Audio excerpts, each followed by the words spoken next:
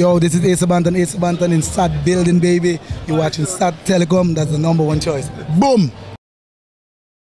Whenever the iron play, I'll be there. Wherever the steel band play, I'll be there. Anytime it's carnival, yo, festival, bacchanal, behind the big truck, down the road, everybody, they know that I'll be there. Yo, this is Mr. Challenge, you're watching SAT TV, the people's choice.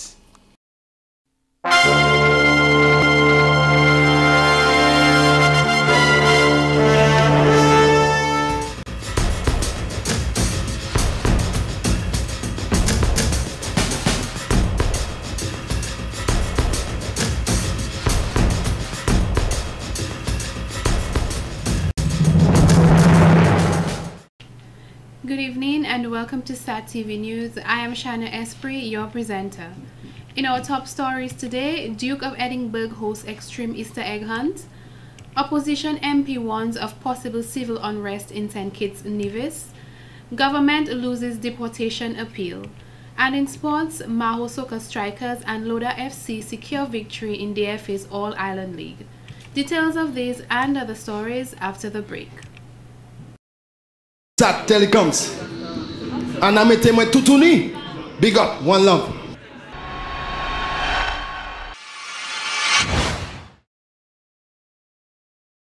It's only when we unite as one, then a lot more thing can be done. Stop this useless fight down, killing out your own brother man. Time we rise and all realize we have an enemy in disguise, standing right in the mix of you. Got to know who is who. This is Derek Peters and you're watching SAT TV. That's what I have, SAT TV. SAT TV, that's the way to go. Rah! To the world. Ooh did ooh did ooh did.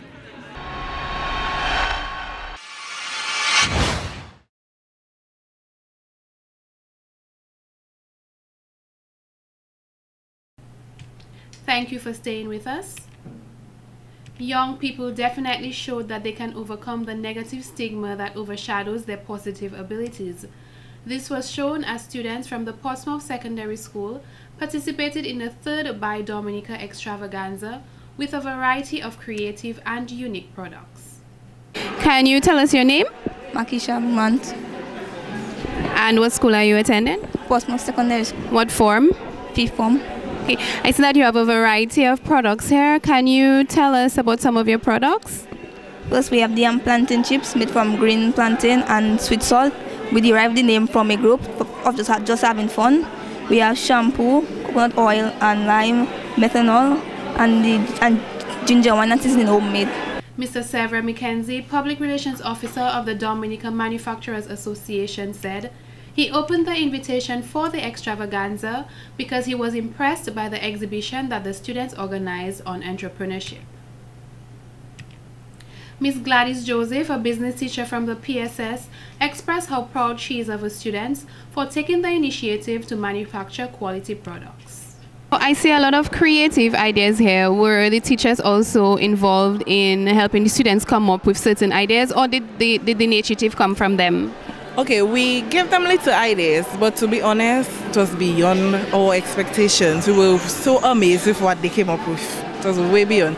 We just encouraged them, we just gave them a little push, and they really run for it. They really did their best. Ms. Joseph said she is confident that several students have the potential for pursuing careers in manufacturing. By Dominica is a joint effort between the Dominica Manufacturers Association and the Dominica Association of Arts and Crafts, by pursuing employment opportunities that manufacturing has to stimulate the economy. How did you come up with that idea? Well, we thought of a rare product, pineapple, and we came up with different products. So how did you produce that product? Well, food scrubs, we use oats, honey, we use sugar, a little bit of like grated coconuts, and yeah, we use cocoa butter too. And the body wash, we use water and some of the soap. The Portsmouth Secondary School intends to make this event an annual one. In more stories, a group of young people are calling on the business community to assist in a fundraising drive they have embarked on for a worthy cause. This is according to Miss Angelica Pelwi, director of the Paybush Catholic Children's Club, who stated the diocese has a contingent which consists of 2 delegates, Miss Emma Francois and Miss Crystal Andrew, who will be attending a World Youth Conference in Rio de Janeiro, Brazil. The Catholic Conference, scheduled for July 2013, will be attended by Pope Francis, who the children will be blessed with the opportunity to meet. However, all that glitters is not gold, as they have to raise EC $16,000 in order for this trip to take place, hence the reason for fundraising. And let me start by thanking SAT Television for doing the advertisement on our behalf. We have a variety stall that we are presently going around seeking assistance from different people to give us items that we can have for sale. We expect to have a raffle of a 6-burner stove, and that stove was donated to us by ESA's Trading. We have also a blender, and the stove is just $5, a contribution of $5 per person, a chance for ticket for the raffle. And we have a blender that was donated as well from LA Jubilee, and that is for only $1 a chance or a ticket, and we're hoping that people will participate. One of the main fundraisers will take place on Monday, April 1st, 2013, in the form of a bazaar and a talent bash at the Paybush Primary School grounds. At that event, there will be a number of performances such as folk dances, choir singing, and performances by the music group Simples. Miss Pelwi says they will also host a Domino's knockout competition where the teams are to pay a registration fee of $50, and at the end they will be awarded prizes. So these are part of all the activities that we will have for the day. We start the bazaar 10 o'clock in the morning, and we hope to go until around 11. So that gives everybody an opportunity. So we have the activities for the men, activities for the children, we have a number of games. We have activities for our ladies, we have the variety store, we've got lots of shoes and clothes that has already been donated by Care of the Elderly and Rich. And for the persons, we have Valentine's that also made a contribution to us. As I'm here, I just also want to thank Jay's Bookstore, who has also contributed a monetary contribution to Brazil, and PH Charles also have given us a contribution towards the event. So we're hoping, and we're hoping that the people of the diocese will turn out and assist us in ensuring that we can make that $16,000 to send 2 of our delegates from the parish of St. Andrew to participate in the World Youth Conference. She said most of the activities will be organized by the young people under the guidance of the adults. Ms. Pelwi added it is important that we all support our young people. I mentioned earlier that we have been hearing a number of things about our young people, and quite a bit of it are negative. But there are so many good young persons among us, so many productive young persons among us. And sometimes our youth suffer, our young people suffer as a result of our own contribution, our negative responses or attitude towards them.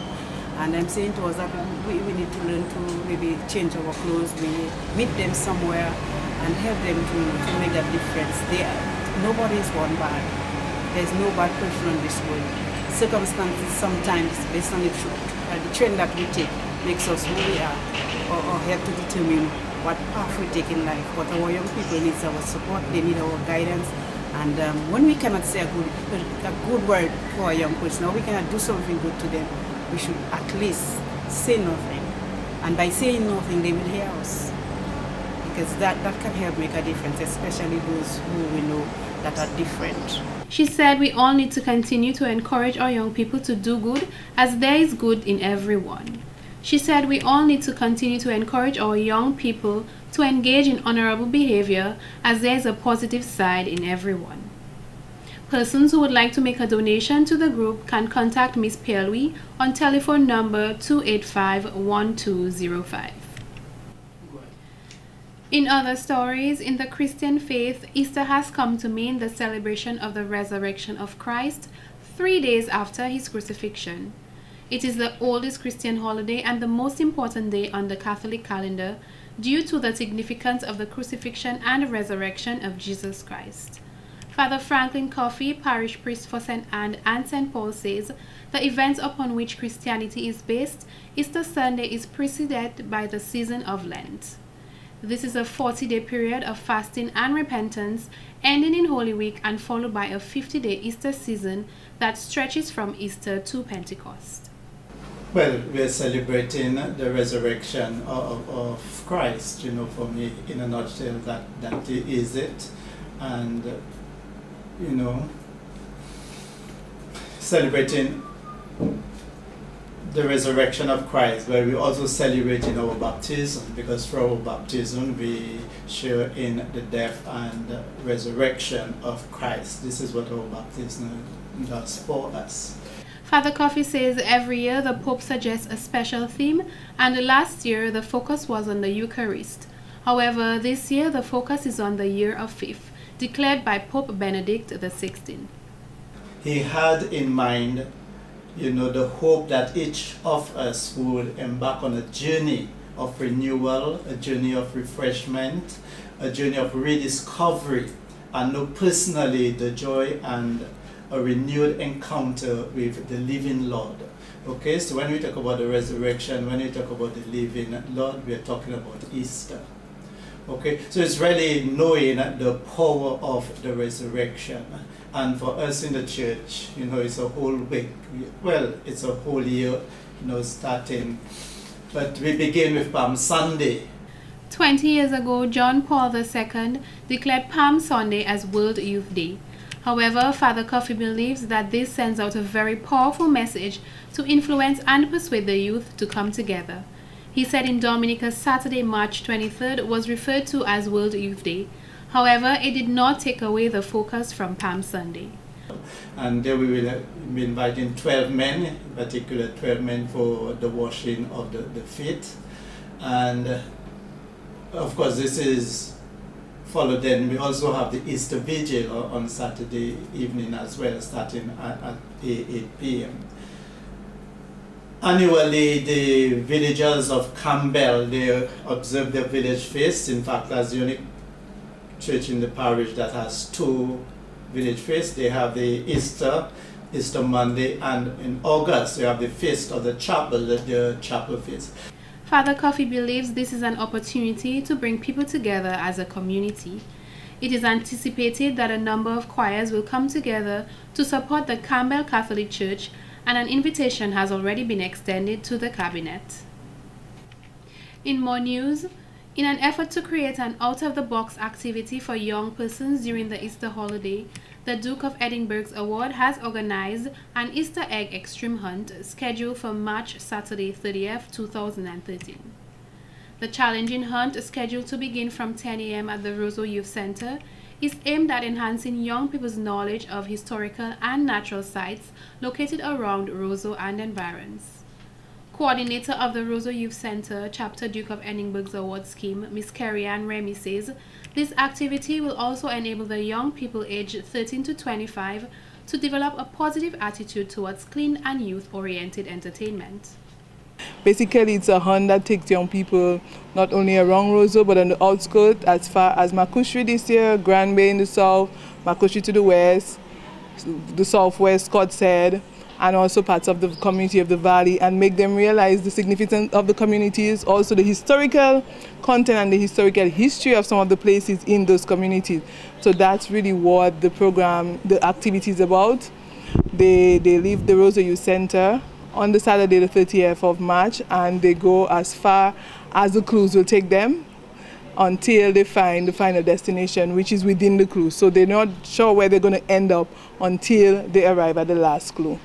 Ms. Remy stated one of the exciting parts of this Easter egg extreme hunt is that the participants are not allowed to use any personal vehicles. However, they are allowed to hitchhike and use public transportation to arrive at the destinations the clues are located. With that, Ms. Remy noted the young people will be able to socialize in different ways, thus bringing them closer to each other. Our objective really is just to make persons aware of the Duke of Edinburgh program. It's kind of not as active as it used to be, so we really want persons to become aware that the Duke of Edinburgh program is still alive in Dominica. One of the other objectives is that just to create a different, out-of-the-box activity, youth-oriented activity for young persons, and to make them realize some of the buildings that they pass every day or some of the communities they go to, that they have such rich history behind them that they're not aware of. So that is something that we really want the young people to be aware of. Be they a social studies student, be they a history student, that they become aware of what a building like 8 Bank was before, or even here at Youth Division, what that building was before it became the Office of Youth Division and the Physical Planning Department. So in other words, the clues will be some of the historical aspects of a modern building, as we would say. Yes. So it tells you what this building was before, even what it is right now, or who was the person who initiated that building or initiated that operation. So these are some of the things. So they get the history of what these places are about. Young people from the Orion Academy, the Convent High School, the Girl Guides, the Roseau Youth Center program, the Agana program, the Dominica Grammar School, and the St. Mary's Academy, among others, will participate in the event. 10 teams of 4 will be dispatched to begin the Easter egg hunt. Motorists are advised to exercise extreme caution when driving to avoid any accidents, and as a precaution, the participants will be dressed in brightly colored green t-shirts with the Easter egg hunt logo so they can be easily identified. At the end of the event, there will be prizes including trophies for the various teams. Ms. Remy added that more young people should get involved in the Duke of Edinburgh Awards scheme. Well, the Duke of Edinburgh program, like it says, the Duke of Edinburgh, it was started in Europe, in England, under the Duke of Edinburgh. It was really a club for young men, but then it became open to young women also, and it is in the Caribbean for quite a number of years now. In Dominica, we have had it for a while. It's been more than 30-something years, although it has been hot and cold, hot and cold. So we're just trying to reinitiate it into the school system, reinitiate it to the teenagers, and the Roseau Youth Center chapter is one of the most active chapters that is currently. How has it benefited the youth and Dominican wider public? Well, I can definitely say for the Youth Center chapter, because we deal with second chance young persons who are sent out of school, be it because of behavioral problem or difficulty of education. Being part of the program, we have seen growth. We have seen those who maybe couldn't read very well, can do something better now, those who are very shy, a little more outspoken, those who maybe had a low self-esteem, that we could get them a job, get them attached to somebody to work and see them grow. We have definitely seen the growth of our young persons. She added that in August of 2013, they will send 4 young people to Barbados to participate in a number of activities such as survival training and expeditions, among others, when all the Duke of Edinburgh's members will meet. Ms. Remy went on to say the long-term goal of the Duke of Edinburgh's award is to gain membership from the various schools island-wide. In other news, the Orion Academy has won the National Secondary Schools debate on Wednesday, March 27th. The finals of the Kiwanis Club of Roseau National Secondary Schools debate was held at the Arawak House of Culture with the topic Social Networking Sites Causes More Harm Than Good. Ms. Conda Hamlet, president of the Roseau Kiwanis Club, said this year was a celebration of their 21st debate. This is a competition that we've been doing for 20 years now, and it's very exciting to always come and see the young children debate so passionately about topics that are affecting our communities and topics that are affecting our country. So I'd like to thank everyone for coming.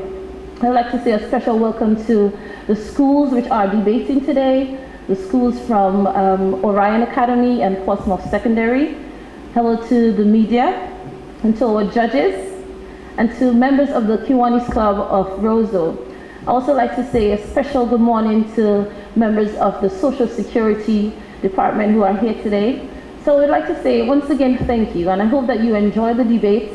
I've had an opportunity to see these children debate, and it's very interesting and exciting to look at them. So I hope that you feel the same way today. And first speaker from the Orion Secondary School, Natalia Nassif, who was on the proposing team, overwhelmed the crowd with her amazing articulation as well as a well-researched material for the debate. And that is why the default settings on most social networking sites allow practically everyone to view the information you upload. The technologically savvy user must then go and search through some hidden nook and cranny of the website to try to adjust his settings.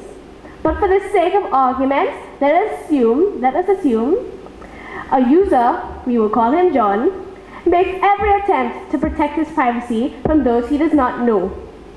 John adjusts his privacy settings so that many features of the social network are limited only to those whom he chooses as friends or contacts. So if you do not know John, you cannot post on his page, comment on his post, or view his pictures. On the opposing team, first speaker from the Portsmouth Secondary School, Anisha Aaron also delivered a strong argument with valid reasons indicating why social networking causes more harm than good. To keep in touch with their customer base, garner loyalty, respond promptly to their customers' demands, and also resolve dissatisfactions. Someone may be tempted to ask, how does this work? The answer can be found in so many areas. Social network sites increase brand awareness. Creating a consistent social media presence puts your message in front of your audience and thereby increases the awareness of your firm. Through social networking, businesses are better able to build relationships with their clients by making continuous, small efforts that demonstrate value and commitment to them. Here is a clip of the students from the Orion Academy on learning that they had won the debate. Is the Orion Academy.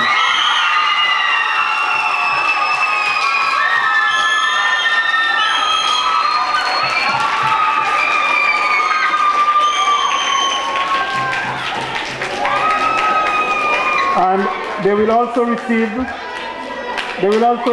the plaque, which they will keep for 1 year. Let us compliment the teachers and the school for preparing the students, and it's encouraging because I understood one student is a first former and one is a third former, usually second. Well, I'm corrected here. Usually fourth formers, third and fourth formers are the ones debating, so there is hope for the Orion Academy. Okay? In more news, students from several secondary schools have participated in the Sagicor Visionaries Challenge on Wednesday, March 27, 2013 at the Goodlish Parish Hall. The challenge was conceptualized by Sagicor Life Inc., the Caribbean Science Foundation in partnership with the Caribbean Examination Council. The aim of this initiative included secondary school students who would have identified challenges facing their respective schools and used STEM, science, technology, engineering, and mathematics to develop effective, innovative, and sustainable solutions to the challenge identified. Mrs. Cheryl Roll, General Agent for Sagicor, stated, when the concept of this challenge was presented to Sagicor, she saw it as a wonderful opportunity for schools, students, teachers, communities, and the region. The challenge was established as a way to encourage young people to think of innovative ways that we as a region can establish and maintain sustainable Caribbean communities. But I don't want the students to stop here. Remember, the person that invented Facebook was a student. So it doesn't mean that if you conceptualize something, it cannot be patented later on and you could spread it to the world. Mrs. Rose said through this competition, it is their hope to foster innovation among students while providing an avenue for them to explore the integration and application of science. She highlighted the prizes that the winner and runners-up will receive. And one team will be selected to travel to Barbados to compete against the region's best projects at the regional competition. But today we are not only selecting a team to represent Dominica. The top 3 teams will take away prizes to help enhance learning for their classmates and the entire school. Prizes include a computerized technology center with easy-to-use data loggers, sensors, experiments, and graphene analysis software, and science kits for the school. Mrs. Lois Oliver, Assistant Director of Caribbean Science Foundation, stated the criteria used for judging the competition. Creativity and innovation, content and knowledge of project plan and design, and the ability to link your knowledge to science, technology, engineering, and math, or STEM. But additionally, of great importance to the judging was the ability to create something that was not just relevant, but sustainable. Miss Kendra Jajak and Miss Jonelle Honore of St. Martin Secondary School emerged winners at the Sajikov Visionaries Project, where they will represent Dominica at the regional competition in Barbados this year. I'm very elated. I can't really contain myself yet at this moment. I'm overwhelmed. I came there with the feeling that I was going to win. I didn't really know that I would win. Talk to us about the project.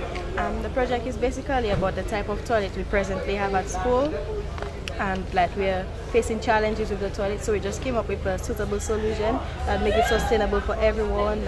Award for the first runner-up went to the Dominica Grammar School for its positive effects of sulfur on crops in Wharton Wavon.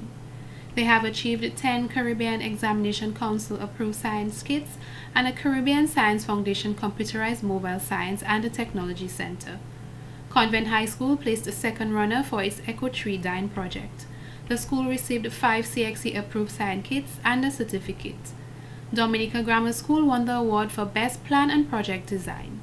Best presentation went to the Dominica Seventh-day Adventist School for its UV purifier, the use of sun rays to purify water. The Portsmouth Secondary School, the Castlebrew Secondary School, and the Dominica Community High School also participated in the competition. Mr. Roger Francis, coordinator of the T20 Rounders Knockout, has informed SAT TV News of the upcoming 3rd annual T20 Rounders Knockout, carried for April 7th. T20 Knockout competition. This competition has been running for 3 years now. This is 3 years since the competition, and this competition really is to show the talent and the strength of teams in the different communities.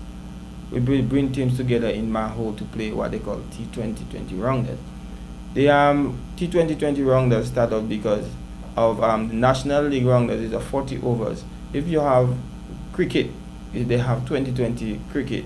All what they say, they have 2020. So right now, my mate, if I come up, Smart Production come up with what they call T20 knockout competition. After the National League, you have what they call the knockout. So this run for the last 2 years, now is our 3rd year. The first year, our grand prize for the first year was $750.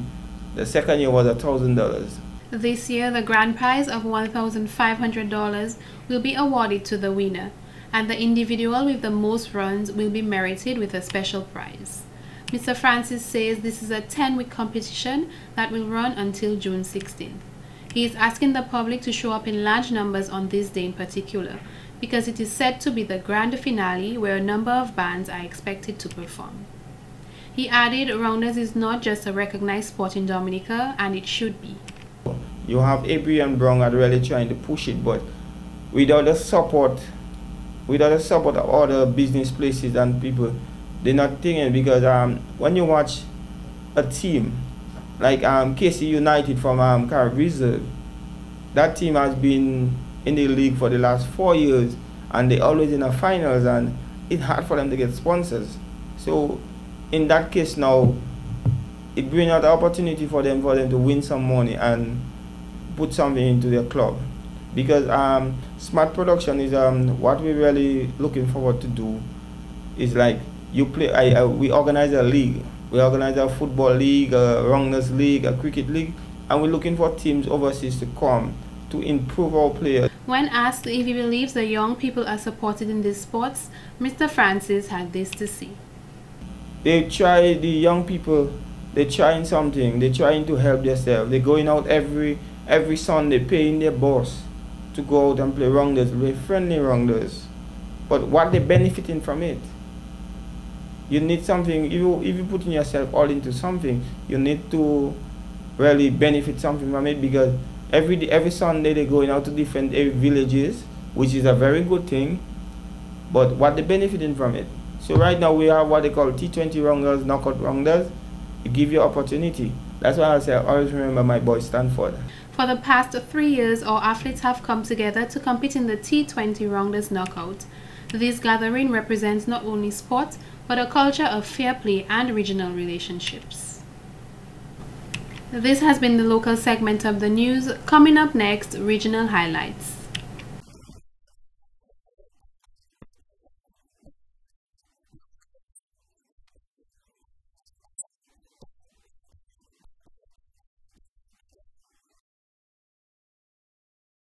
Yo, this is Asa Banton in SAT building, baby. You're watching SAT Telecom. That's the #1 choice. Boom!